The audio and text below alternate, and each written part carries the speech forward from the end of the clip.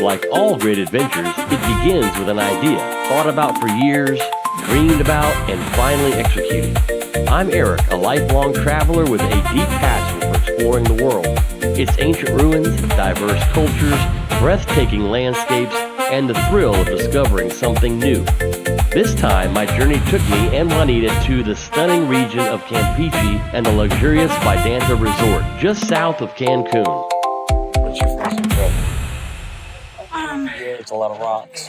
It's a lot of rocks. And a lot of walking. Yeah, and a lot of walking. As soon as we stopped outside the airport, the energy hit us right away. There were people everywhere offering transportation to resorts, beaches, and destinations all along the coast. It can feel a little overwhelming at first, especially when you are trying to figure out exactly where to go. We're going to go ahead and head to our Vidanta Resort, Playa del Carmen, and go check that out. Once we found our ride, the stress started to fade, and the trip really began. All right, so they checked us in, and now we're riding our little ride to the Grand Mayan. After months of anticipation, the day finally arrived. Welcome to our journey to paradise. I'll tell you what, it is absolutely gorgeous. We made it to Mexico and found our way through the busy crowds to our resort in Playa del Carmen, to the stunning Grand Lux Suites at Vidanta Riviera Maya, pure paradise. Before fully settling in, we decided to stop and grab something to eat. We found a seafood spot called Limon Y Sal, which roughly gives you that fresh lemon and salt coastal food kind of feeling. Of course, not everyone was ready to get adventurous right away. It is a fish taco place, so they've got all kinds of fish tacos and different seasonings. So I'm going to try a little bit of that. Don't worry, it does have a kids menu. I eat kids menu today. Doesn't want to get adventurous on a fish taco.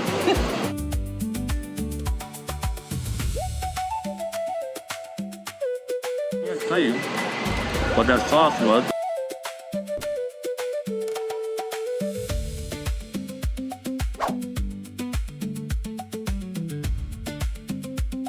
Give it a shot.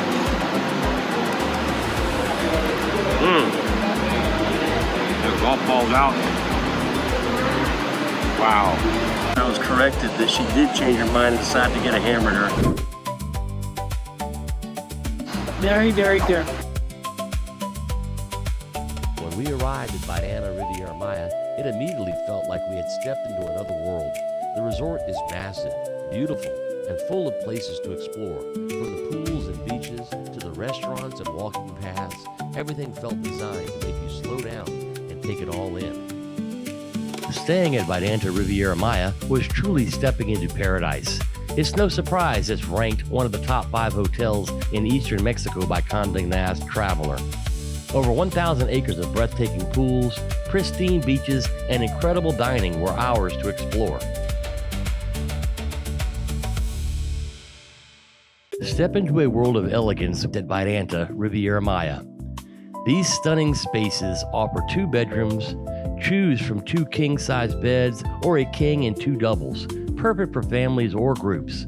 Relax in 2.5 luxurious bathrooms, each featuring jacuzzi tubs. Unwind on the sprawling private terrace, complete with a plunge pool. Cook in the gourmet kitchen, dine in style, and enjoy a cozy living area with a sleeper sofa and 3 TVs.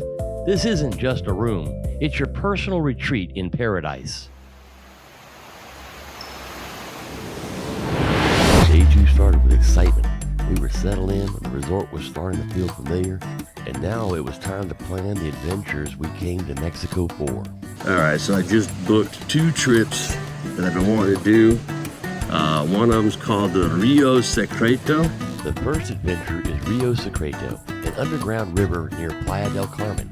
This is one of those experiences that feels like stepping back millions of years into natural history. We'll journey through underground cave routes filled with incredible stalactites, stalagmites, crystal clear water, and complete silence.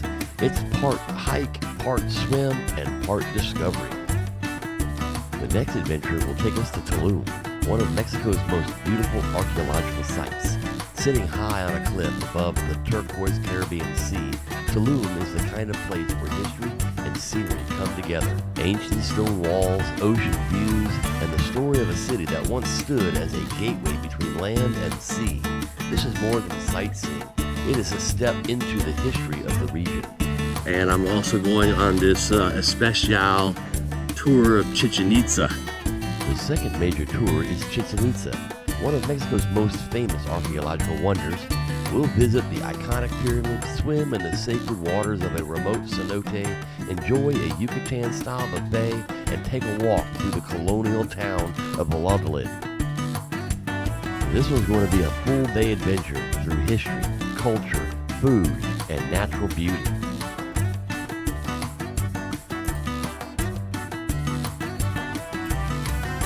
But before those excursions begin, day 2 is all about exploring where we are staying, the grounds of Vidanta Riviera Maya.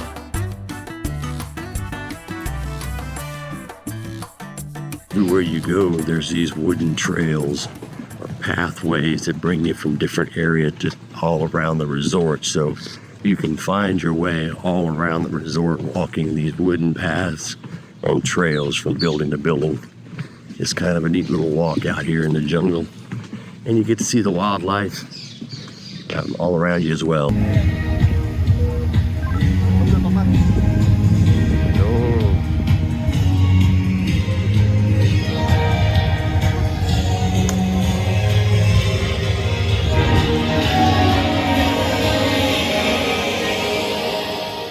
Barbara Streisand.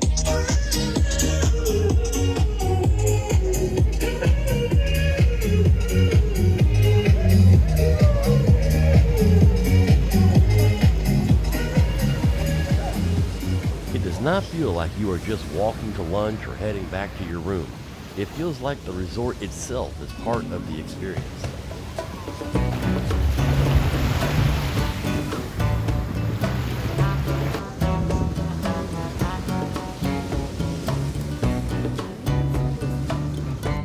We're on our way to go get something to eat at the hamburger place. What is it called? Yeah. Hamburger factory. No, like custom hamburgers. Custom. Something like that. I don't know. We're going to find out what they have over there, but they're open for lunch. All right, we're getting close, and boy, I tell you what, you can actually smell the burgers all the way up here. So we're almost there, and damn, I'm hungry. You hungry? I am hungry. Absolutely. All right, so we've gone in to check out the burger custom made. Hamburger factory. No, like custom hamburger. And we did find out that there are some places here that are kind of exclusive to the particular property you want. So in this case, it's the Grand Lux. So in order to make sure that they provide a good experience for all their guests, some of the restaurants are kind of exclusive to their particular place where they're staying. So we've come to find out that Balche is the same menu, and that's where we're supposed to go eat, but it's the same kind of stuff. So we're going to go back down here to Balche. I think it's Balche. All right, so it's a little bit blank behind me, but we stopped at Balche, B-A-L-C-H-E, Balche. Balche. So it looks like it's going to be a great little place to eat, and they have a little scan QR code that you use to be able to look at the menu, so you can watch your phone to be able to scan the code, and then the menu pops up on your phone, and you can go through the menu and pick what it is you would like. So we're going to do that real quick, and we'll order some food and show you a little bit about Balche.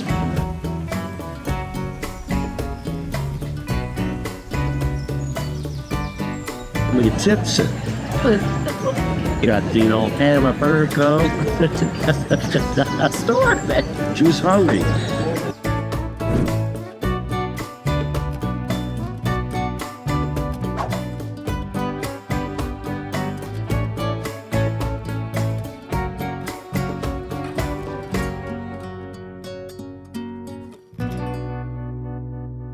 When the food came out, everything looked fresh and full of flavor. The plates had that perfect mix of color and texture. Black beans, bright sauces, fresh toppings, ribeye, and shrimp tacos that immediately made you want to take the first bite.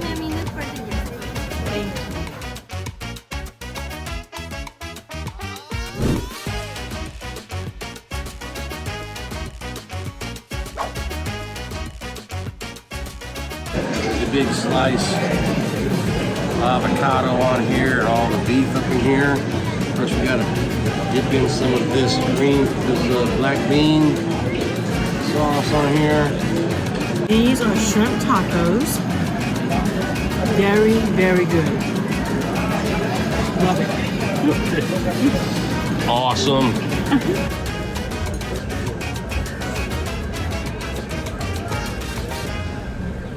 Sometimes the best part of a travel day is not the big excursion. It's finding a good meal, slowing down, and enjoying where you are. After a day of exploring, we take a leisurely walk to Salume, the perfect spot to unwind, grab a delicious bite, and enjoy a refreshing drink in a relaxed, inviting atmosphere near the beach.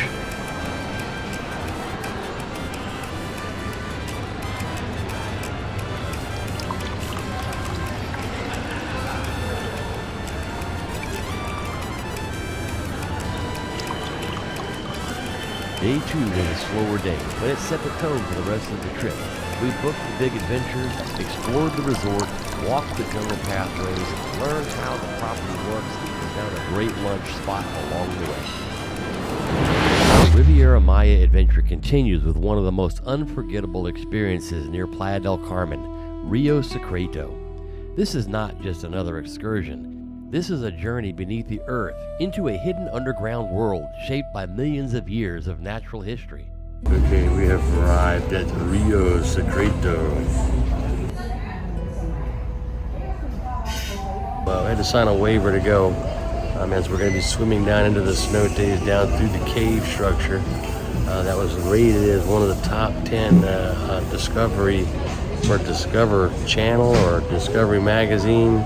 Top 10 places, natural wonders, I guess. So we're going to get to check this out, Rio Secreto. Before the adventure begins, we check in, sign our waivers, and get ready for the underground journey. They give us locker keys, and from here, it's time to change into our swim gear and leave everything else behind. We got to get our locker, stick our stuff up in here. We got to change into our swim gear, and then we'll come back out here and put everything else away. No phones, no distractions, just the water, the caves, and the experience ahead. Then the journey begins. We step down into Rio Secreto, and it feels like entering another world. The sound of the outside world slowly disappears. The air cools, the light fades, and suddenly we are surrounded by formations that took millions of years to create. Stalactites hang from above, stalagmites rise from below. The water is crystal clear, and every step feels like walking through natural history. This 1 kilometer route takes us through narrow passages, open caverns, and underground pools.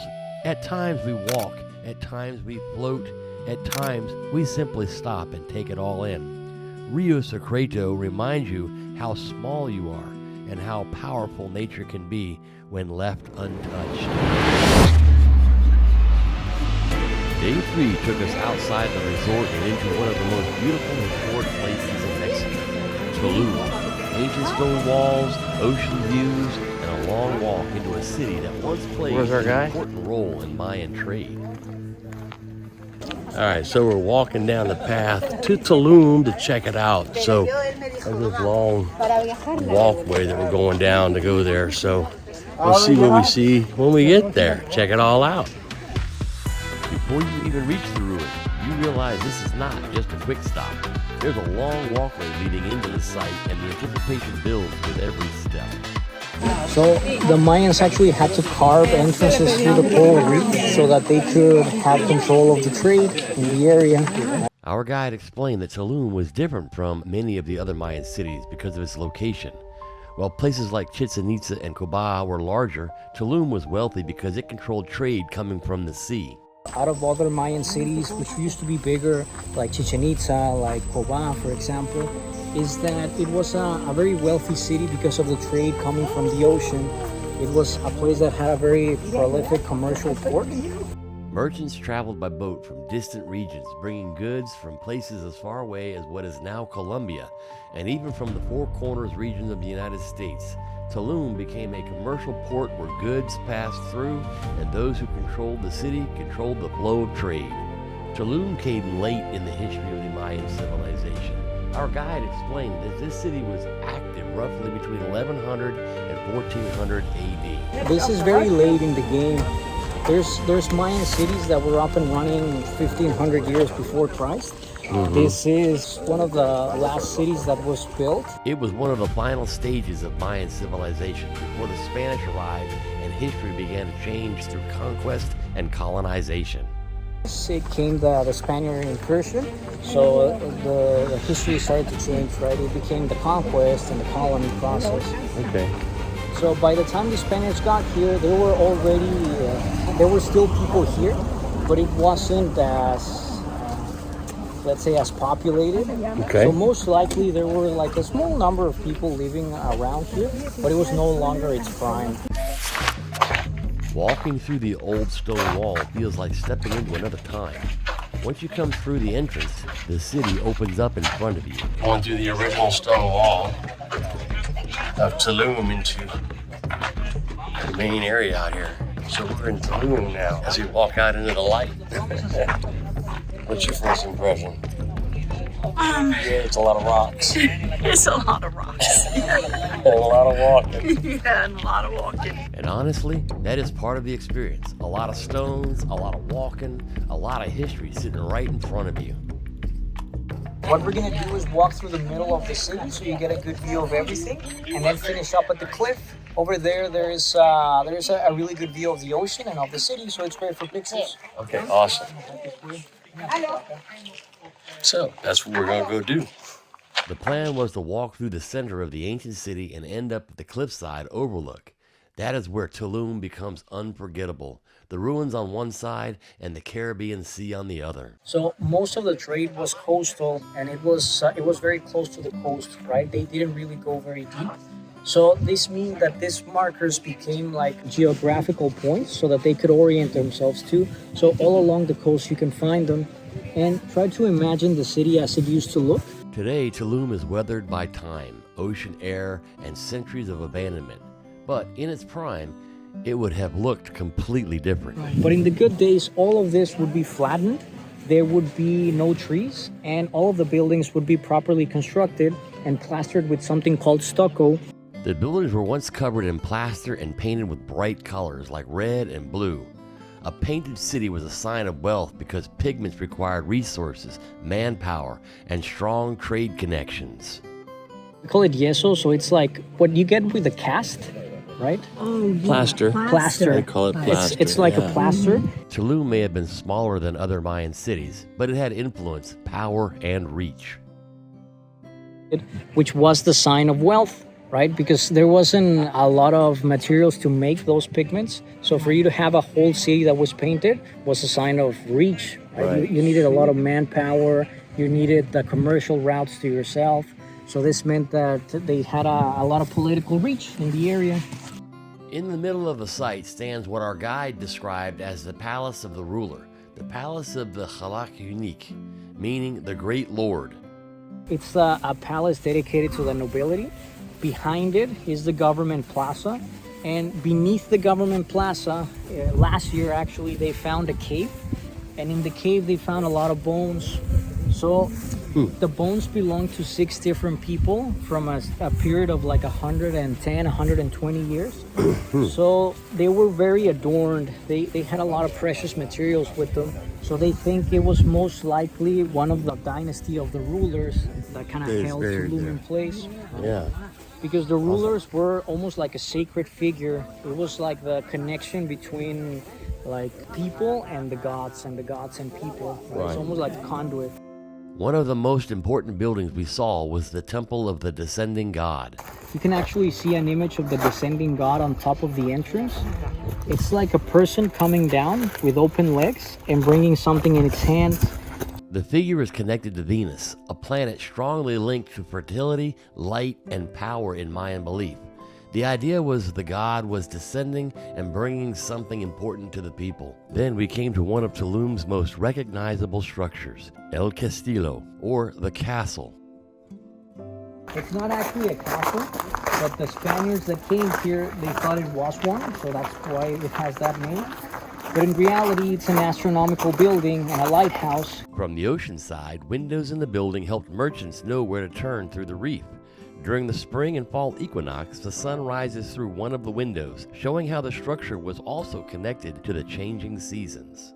During the equinox of spring and the equinox of fall, you can see the sun rising right through the middle of the window. So the building itself was dedicated to the gods of the sky, right? And also it was a way of knowing when seasons were changing. It's a bigger place than I thought, but we're gonna figure it out here as we head on down the hill. We're gonna make it. Tulume is a lot larger than it first appears. There's a lot of walking, a lot of open space, and plenty to take in along the way. So I don't know exactly how long the walk in to Tulum is, but it feels like it's about a mile. So it's a long walk in, a long walk out. Here is one important tip: bring water, but make sure it's in a reusable container. Plastic bottles are not allowed inside, so bring a thermos, Yeti, or another refillable bottle. Tulum was beautiful, historic, and definitely worth seeing. It is a place where the ruins, the cliffs, and the Caribbean Sea all come together to tell a story. I got to see Tulum today. Just wanted to give that little heads up. It is a long walk all the way to Tulum.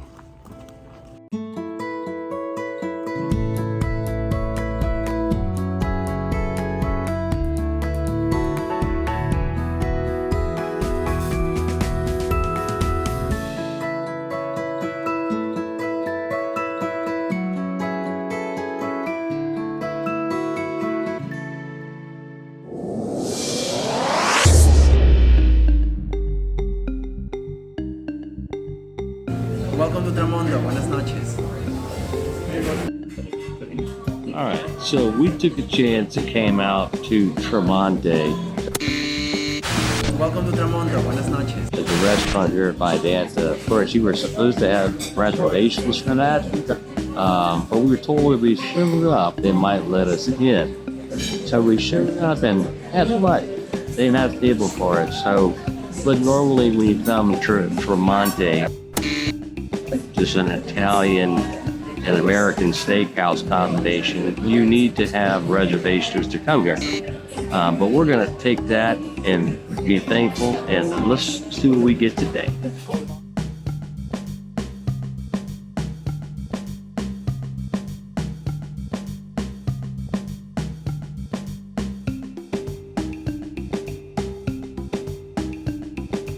You try this piece of bread right here. Kind of snap it. And,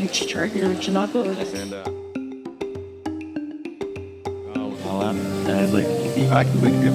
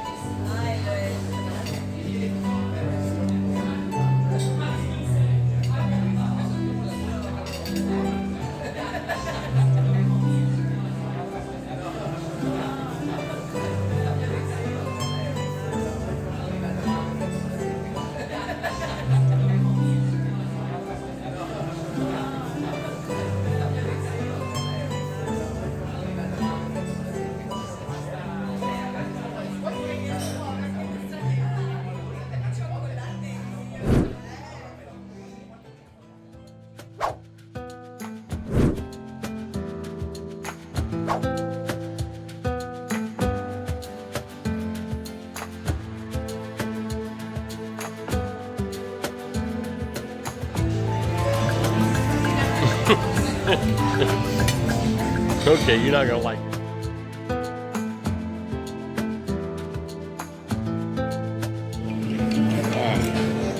Here we go.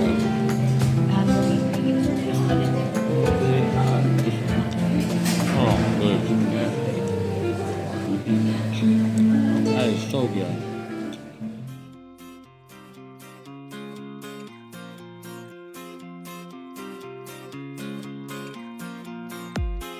It if you get a chance to come to Tremonto, come check it out because the food was fantastic. I think you'd really like it.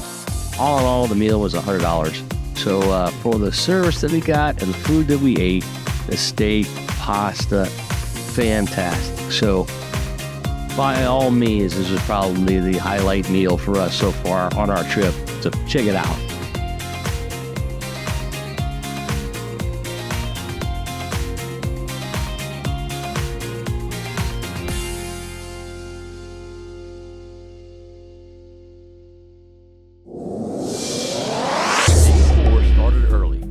Headed downstairs to meet the tour bus for one of the biggest adventures of the trip, Chichen Itza. Of course, before a full day of exploring Mayan history, I had to start with a warm cappuccino. Waiting down here for the bus to go on our tour to Chichen Itza today. Gotta have a morning cup of coffee, some cappuccino.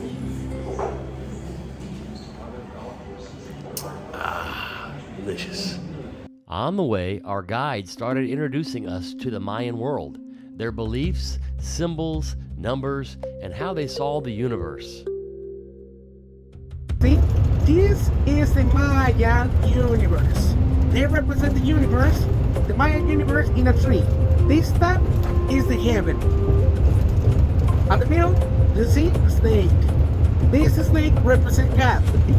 Then at the bottom, right here, is heaven infraworld, not heaven hell. Heaven hell, this is religion. Heaven infraworld, the concept of their religion. He also showed us how the Mayan recorded knowledge using pictographs, hieroglyphics, bars, dots, and symbols. Before we even arrived, it already felt like we were stepping into a much larger story. All right, so we're now here at Chichen Itza at the entrance area where we get tickets. It's just starting to get crowded behind me here as more and more people show up. So our guide is getting our tickets right now. So a little bit of time waiting and then we'll head on into Chichen Itza. Even before walking through the entrance, you could feel the energy of the place. People were arriving from everywhere to see one of the most famous archaeological sites in the world. Before entering, our guide reminded us that Chichen Itza is not just a tourist destination. It is a sacred and historic place that needs to be respected. They just put some block on the skin so they have the hands. And then when they touch it, look how what they made it? Yeah. All this damage. So they touch it, they leave all the sunscreen, all the sunblock, and some people hug. It's fine, I know, I understand, but we're gonna try to respect. And some people clap and, oh, watermelon, all right, yeah, listen. And the sound is so similar, but we try to respect, right? So we're gonna see a lot of plants, a lot of trees. I try to don't touch the plants, don't touch the temples, and we're gonna see animals. So I try to don't touch the animals. I know there are doggies over there. We wanna hug, but I try to don't do that, right? That was a good reminder. Places like this have survived for centuries, and it's our responsibility to help preserve them. Guys, over there, in a few steps, we're gonna see a wall. After the wall, there is Chichen Itza. This is the neighbor's son. As we walked in, our guide explained the meaning of the ancient Mayan pathways called sacbe, or white roads. These limestone paths once connected important areas of the city. Then came the moment everyone waits for. The first view of the Temple of Kukulkan, also known as El Castillo. This is the image most people think of when they hear Chichen Itza. So we have made it out here to Chichen Itza, right? Looking back at the Kukulkan pyramid in the middle here. Our guide explained that Kukulkan means the feathered serpent, Kukul meaning feathers, and Kan meaning snake. The Egyptian of the water built this temple, Kukulkan's temple. Kukul, feathers, Kan, snake. The temple was built with deep astronomical and calendar meaning, showing just how advanced the Mayan civilization was.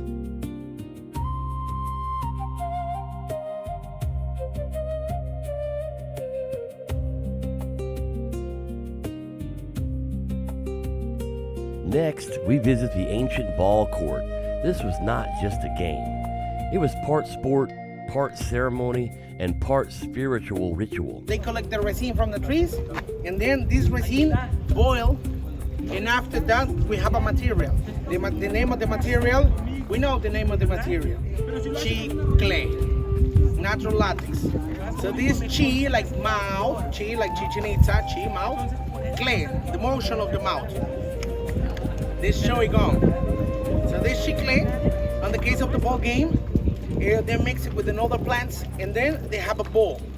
So this bowl is with the latex, so bounce and bounce here on this part. Standing there, you could imagine the sound, the crowd, the rulers watching from above, and the importance this game had in Mayan society. Some areas of Chichen Itza were heavier and more intense. The carved skulls told a different side of the story, one connected to death, sacrifice, the afterlife, and the Mayan belief in cycles of life and rebirth. It was a reminder that this was a powerful civilization with complex religious traditions. Not everything here is easy to understand at first glance, but every stone has meaning. One of my favorite stops was the Temple of the Warriors. The rows of columns surrounding it are often called the 1,000 columns, even though there are closer to 200. From a distance, it really does feel endless. So now I'm standing in front of the Templo de los Guerreros, I believe. Templo de los Guerreros. So check that out, man. This is pretty cool. I've enjoyed being down here today. The architecture, the scale, and the symbolism all come together here. You can feel how important this place must have been.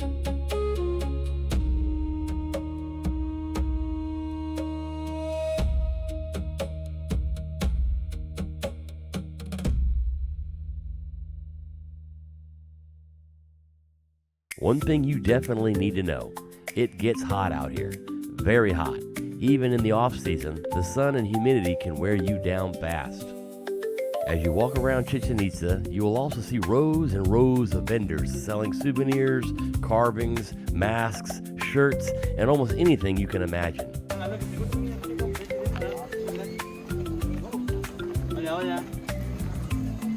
It's all part of the experience, but be mindful. Bring cash, preferably small bills, and don't be surprised if everyone is trying to get your attention.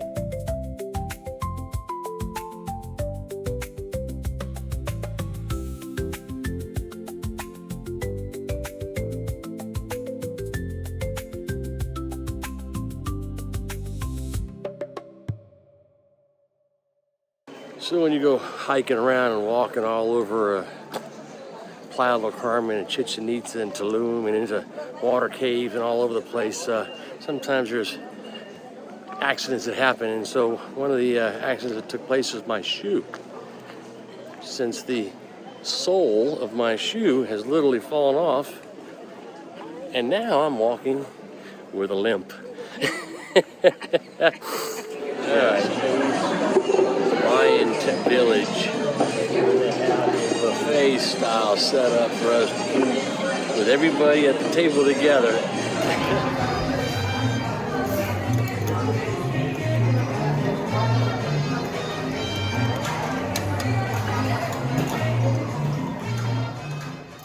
We are welcomed with a traditional Mayan ceremony, a symbolic blessing meant to connect us with Mother Earth and the natural elements. Guys, made me feel proud. Tell him good morning. Malakim. Hey, Malakim, right. Malakim? What happened? That was awesome, man. Yeah, right. What he said. Forward, back. Okay, Malakim. All right, Malakim. Okay, guys. Malakim. Malakim. The guide explains that the water used in the ceremony comes from the cave system itself. It represents new water, part of the natural cycle of life. We place the water on our head for our mind, on our chest for emotions, and on our knees for health. It's a quiet and meaningful moment before stepping into the darkness below. Malakim. Malakim. Yung bote kunsa tala simba tones bela tone. Kene katin tates kapasiva. Upelele te buta. Jala ka kespe malo energia chala mana simba kestomo ichkwai tunti tenuna. Tetus tamane so. Oh yeah, so we have made it out here now to the Cenote, which we're ready to check out, and I'm gonna go jump in. Wait, I'm gonna check it. I'm gonna jump in it. So let's go see what happens when I jump in. You come out to the cenote, there are all kinds of different places you can sit. There are little bars and all kinds of drink tasting going on. You can sit and relax. And today is beautiful, a little bit of a breeze, a little bit of shade going on. This is a really pretty place, and I think well worth the trip to come out here and check it out for sure. All right, so there it is, looking down at the cenote. Now we gotta get down there and find out what that water feels like and check it out. So I gotta go get suited up and get my butt down there and see what's gonna happen.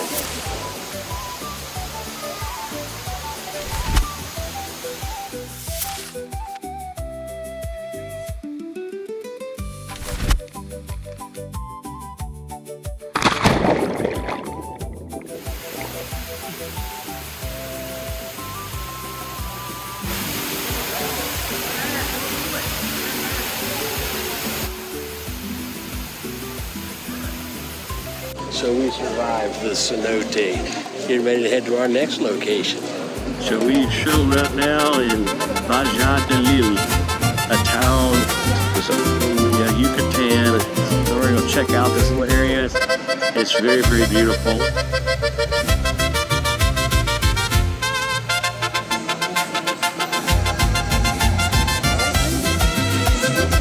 Alright, so I'm standing out here in front of the church of Valladolid. This is an old Spanish-looking church. It's a pretty little square. It's nice. It's surrounded by little shops and restaurants, so all pretty cool. But we just don't have enough time to be down here. So I just wanted to show you a little bit of it.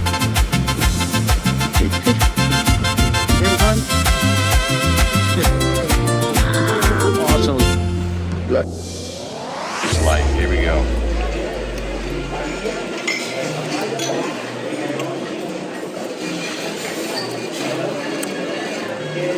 That's quite good. Going out to Salume. Seems like to be party central out here, so they have all kinds of restaurants, entertainment, and of course, cerveza. Una cerveza, por favor.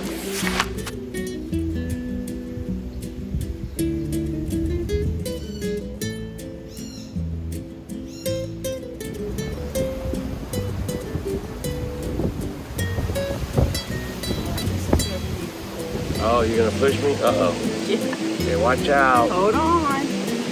We're on a swing. Holy criminy.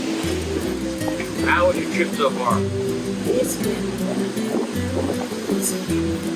We're coming down to the last couple of days here, and of course there's a storm coming in south of us, and therefore the winds have really picked up, the waves have picked up. You can get this constant onshore breeze, probably 25 mile an hour winds, 30 mile an hour winds pretty consistently. Don't have wind gauge to be able to tell you, but yeah, it's getting a little rough out here. Thank goodness the storm actually went south of us. But yeah, these great little places to sit, great little places to hang out. They're all over the resort. Just little cubby holes, little spots that you can just sit and enjoy a glass of wine, a beer, a meal, and just talk with your friends or talk with your family or the person you care about the most. So it's a great place to be. All these little itty bitty trails all over the place as you wander around the resort. You just never really know where you might end up going and what you might find or see. Like a hidden pool.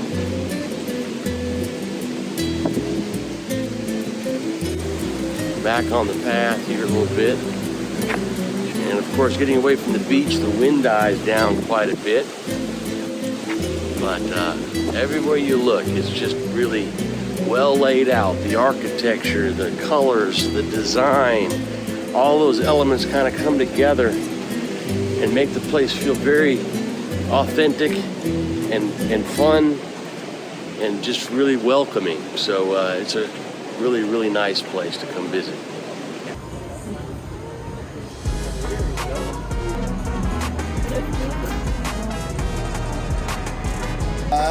Hola. Welcome to Vidanta, welcome to paradise, guys. My name is Julio Cesar.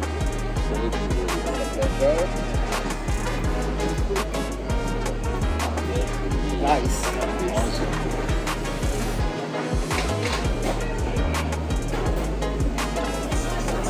Alright, so we're down here in Salume where they have a whole bunch of different restaurants, and they just brought me some sushi from Robiaki.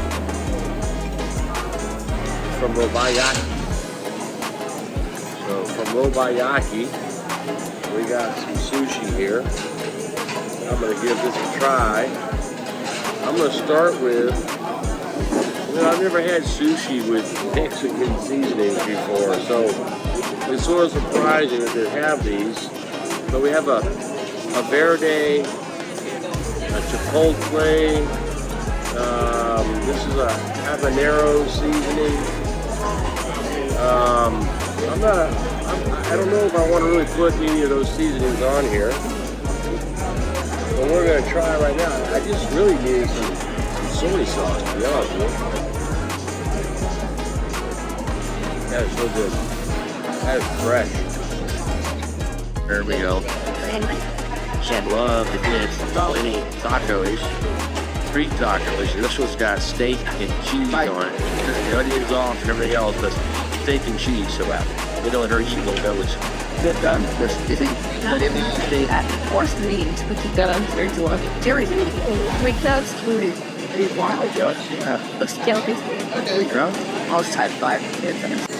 So, we just found out that they're going to be doing karaoke down here at Vidanta in Mexico at Del Lago, which I've been calling Del Rio for days, but it's Del Lago. So, you know what time it is. It's time for us to go to do some karaoke. What would you like to have right now? Ice cream. Ice cream. So, and lo and behold, we're at an ice cream store. So we're gonna go step in here in Salume, get us some ice cream real quick.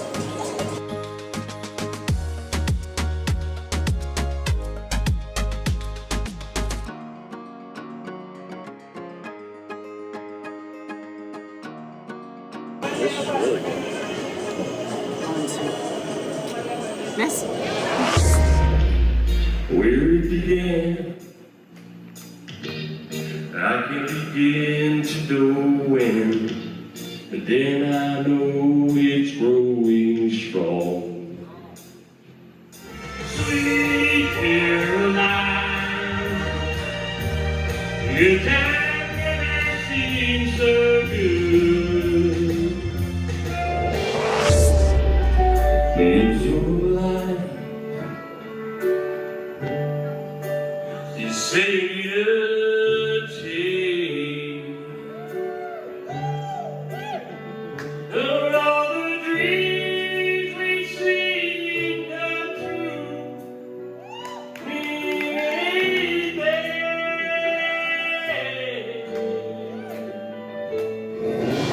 so won't you now, why don't you run? Oh, baby, just to have a little fun. Get my lantern, get my gun. Little heavy tree for the morning town.